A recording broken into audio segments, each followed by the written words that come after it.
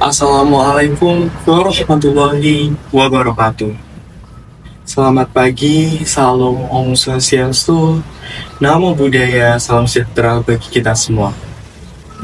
Bismillahirrahmanirrahim. Alhamdulillahirabbil alamin. Wassalatu wassalamu ala asrofil anbiya'i wal mursalin sayyidina wa maulana Muhammadin wa ala alihi wa sahbihi ajmain amma ba'du.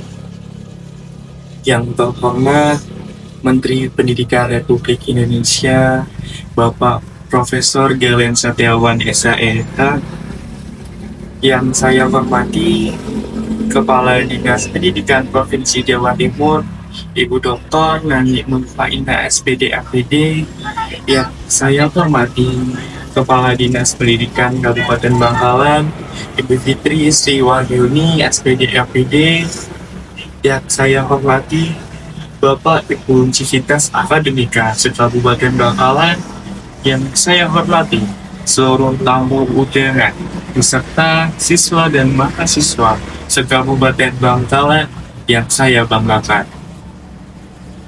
Puji syukur kita panjatkan kehadiran Allah Subhanahu wa Ta'ala atas segala limpah rahmat, taufik serta hidayahnya, yang alhamdulillah kita dapat berkumpul dalam keadaan sehat walafiat.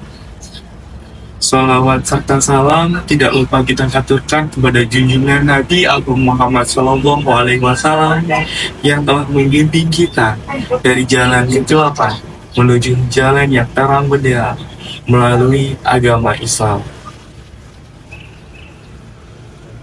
Hadirin yang saya hormati, izinkan saya, Tantra Raditya, selaku Ketua Lembaga Perlindungan Anak, untuk menyampaikan sebuah pidato mengenai definisi dari sebuah kata pintar. Namun sebelum itu, izinkan saya untuk membukanya dengan sebuah pantun terlebih dahulu. Gadis cantik menari-nari, terlihat indah memakai kebaya. Saya ucapkan selamat pagi, salam hangat untuk semuanya. Hadirin yang saya hormati, pendidikan yang berkualitas adalah hak untuk semua anak, tanpa terkecuali. Anak yang dikatakan pintar, seharusnya bukan hanya anak yang pintar secara akademis saja. Setiap anak berhak mendapatkan dukungan sesuai minatnya dan mendapatkan pendidikan yang setara tanpa diskriminasi. Pernahkah saudara merasakan tertekan karena sebuah tuntutan untuk menjadi seseorang yang pintar? Karena tuntutan untuk mendapatkan nilai yang bagus, atau sebuah tuntutan untuk menjadi peringkat pertama di kelas? Biasanya yang terlintas di pikiran kita hanyalah untuk mendapatkan nilai yang bagus, ranking yang tinggi, atau juara di kelas. Seringkali dalam masyarakat juga, standar sebuah kata pintar terpaku pada pencapaian akademis saja. Anak-anak yang selalu mendapatkan nilai A, mendapatkan juara di kelas, atau diterima di universitas ternama, dianggap sebagai individu yang paling cerdas. Namun, apakah definisi pintar seperti itu, Bapak Ibu? Prestasi akademik memanglah penting, tapi perlu kita sadari, buah pintar itu memiliki cakupan yang lebih luas. Penelitian dari Swana dan Angela dari Universitas Stanford mengemukakan bahwa siswa dengan fokus akademik yang tinggi akan lebih rentan terhadap stres, terhadap kecemasan, dan depresi. Tekanan untuk mendapatkan nilai yang tinggi dan memenuhi standar akademis yang tinggi akan berakibat negatif pada kesehatan mental dan fisik siswa atau teman-teman kita. Maka dari itu, hadirin semua, marilah kita luangkan waktu untuk merenungkan tentang apa arti sebuah kata pintar yang sebenarnya. Apakah pintar ini hanya tentang sebuah nilai yang tinggi nilai yang bagus, ranking teratas, dan hanya tentang prestasi akademik saja.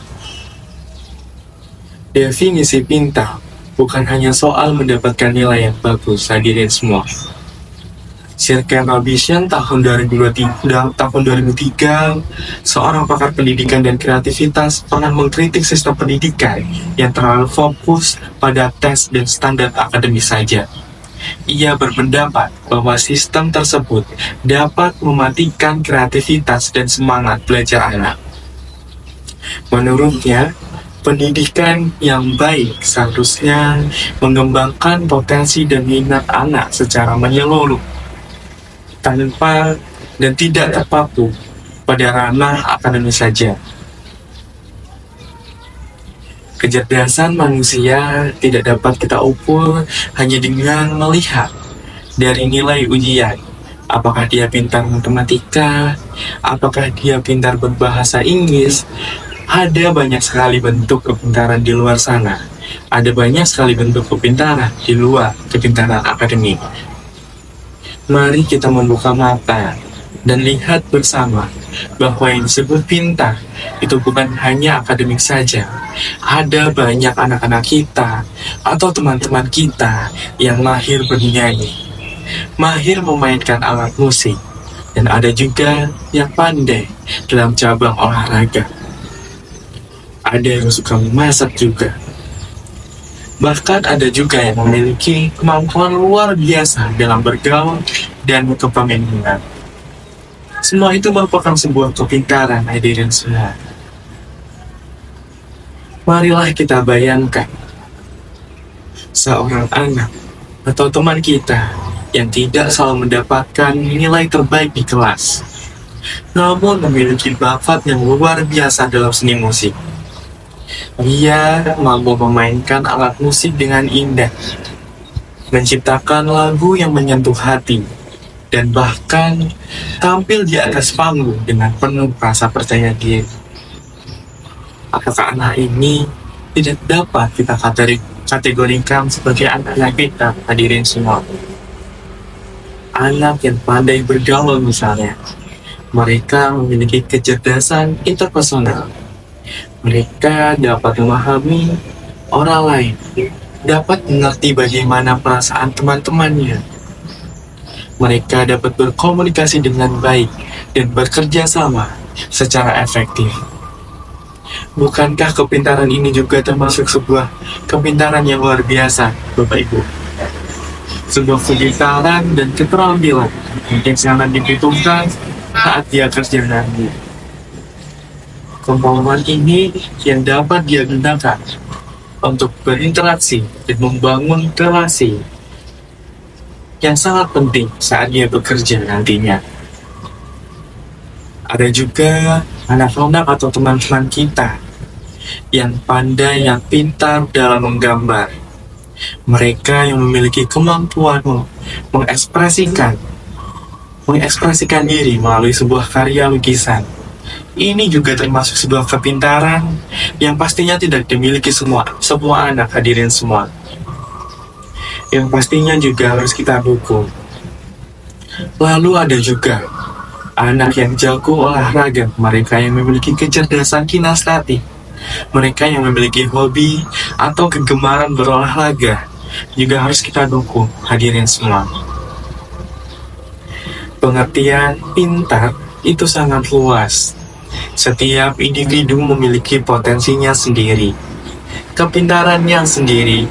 Setiap individu memiliki keunikan dan potensinya sendiri dalam hal dan bidang yang berbeda-beda. Tidak ada anak yang bodoh. Mereka hanya belum dapat mengenali potensi apa yang mereka miliki. Tugas kita adalah membantu mereka untuk mengenali dan mengembangkan potensi tersebut. Mari kita dukung setiap bakat, setiap kepintaran dari anak-anak kita, teman-teman kita. Mari kita saling membantu untuk bersama-sama meraih prestasi terbaik. Karena menekankan pada prestasi akademik saja akan beresiko buruk bagi anak atau teman-teman kita. Pentingnya mengakui keberagaman kecerdasan. Howard Gardner, seorang psikolog Amerika, pernah mengungkapkan teori kecerdasan majemuk dalam bukunya pada tahun 1983. Teori ini menyatakan bahwa manusia memiliki 8 jenis kecerdasan yang berbeda-beda diri semua. Yang pertama ada kecerdasan linguistik. Kecerdasan ini merupakan kemampuan untuk menggunakan bahasa secara efektif. Yang kedua ada kecerdasan logis matematika, yang merupakan sebuah kemampuan untuk memahami dan menggunakan angka logika pada pola.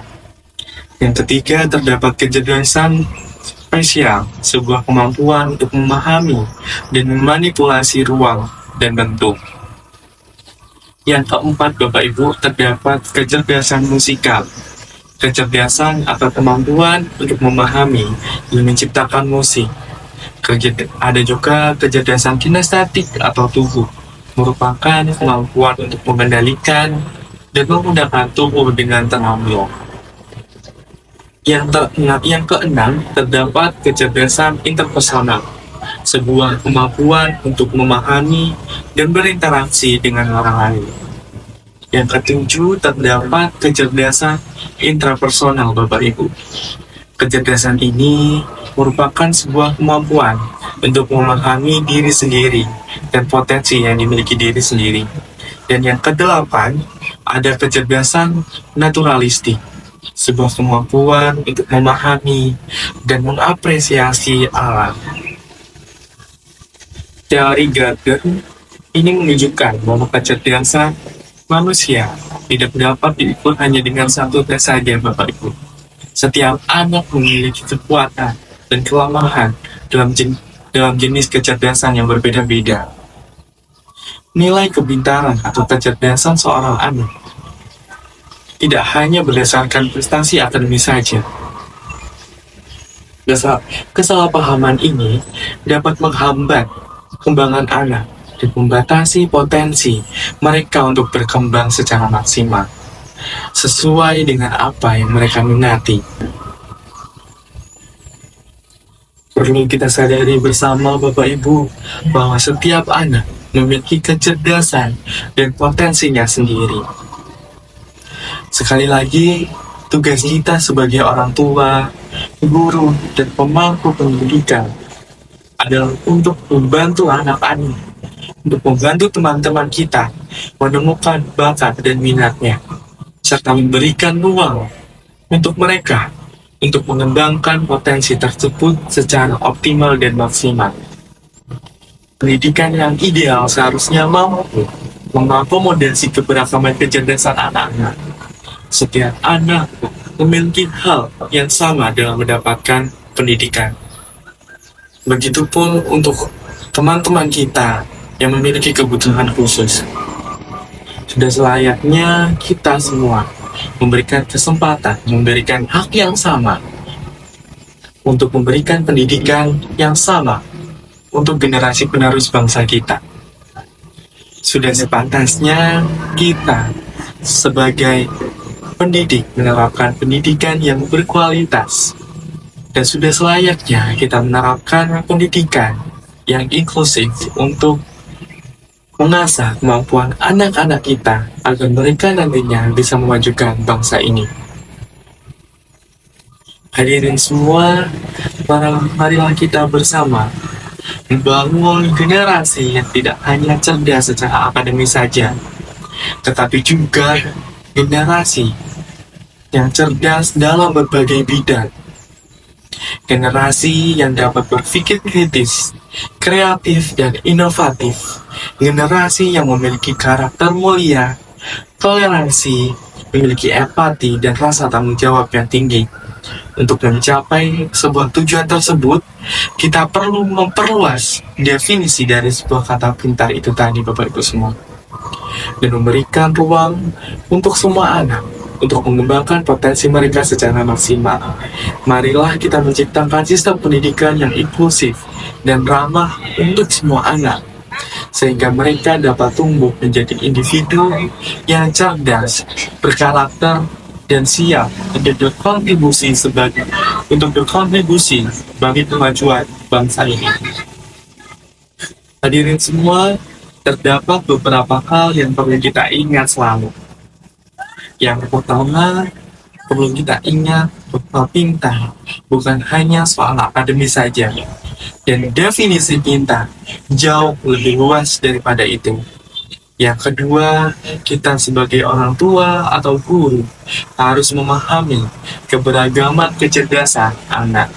Yang ketiga, memberikan tekanan untuk mendapatkan nilai yang tinggi dan memenuhi standar akademis yang tinggi hanya akan berakibat negatif pada kesehatan mental dan fisik siswa atau anak-anak kita.